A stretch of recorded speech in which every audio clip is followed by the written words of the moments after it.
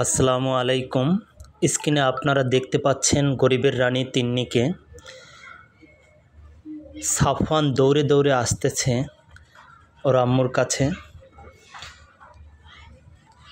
বর্তমান আমি এই ভিডিওটি করছি কুড়িগ্রাম জেলার উলিপুর থানার মুন্সিবাড়ির ঐতিহ্যবাহী ভবন থেকে। আপনারা ভবনটি দেখতে পাচ্ছেন, প্রাচীন ঐতিহ্যের একটি নিদর্শন হয়ে দাঁড়িয়ে আছে।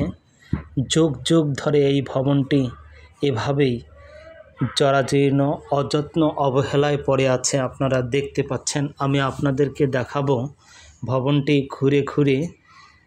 আপনারা শেষ পর্যন্ত ভিডিওটি দেখতে থাকবেন। স্ক্রিনে দেখতে পাচ্ছেন গরিবের রানী তিন্নি।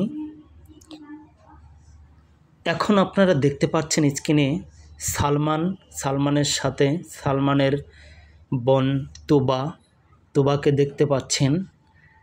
সাফওয়ান দৌড়ে আসলো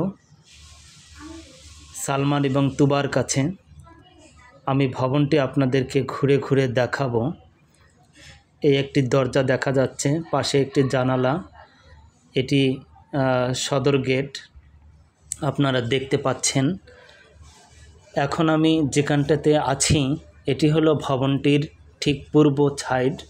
সালমানকে দেখতে পাচ্ছেন আপনারা। পূর্ব সাইডের অসংখ্য জানালা এবং দরজা আছে, আপনারা দেখতে পাচ্ছেন। আপনারা শেষ পর্যন্ত ভিডিওটি দেখবেন। ভিডিওটি যদি আমার ভালো লাগে তাহলে অবশ্যই আমার ইউটিউব চ্যানেলটিকে সাবস্ক্রাইব করতে ভুলে যাবেন না। আমার ইউটিউব চ্যানেলটিকে অবশ্যই সাবস্ক্রাইব করবেন আর নতুন নতুন ভিডিও পেতে আমাকে সাহায্য করবেন। আপনারা দেখতে পাচ্ছেন এটি হলো আরেকটি গেট ভবনটির। দেখেন কত জরাজীর্ণ অবস্থায় ময়লা শ্যাওলা পড়ে রয়েছে।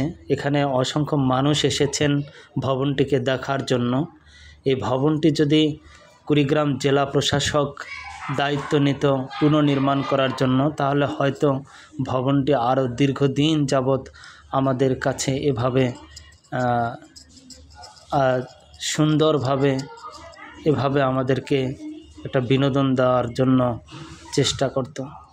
এটা একটা পর্যটন কেন্দ্র হিসাবে পরিচিতি লাভ করত যদি পুনর্নির্মাণ করা যেত। এই ভবনের ভিতরে বেশ কয়েকটি রুম আছে। এই রুমগুলো আসলে সবগুলো তালাবদ্ধ অবস্থায় থাকে। এর ভিতরে এখন পর্যন্ত আসলে কোনো কিছু জানা যাচ্ছে না যে ভিতরে কি আছে।